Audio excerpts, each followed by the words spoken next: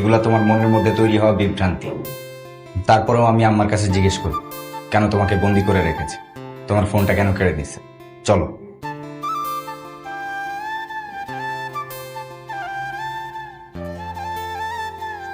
মা,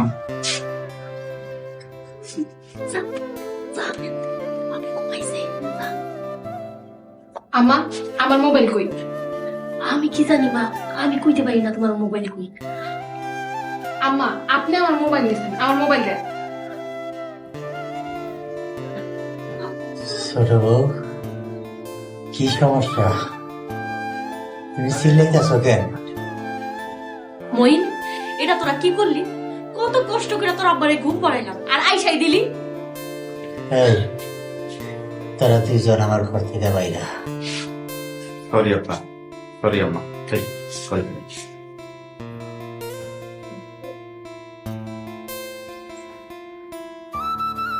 ঘুমান আপনি ঘুমান।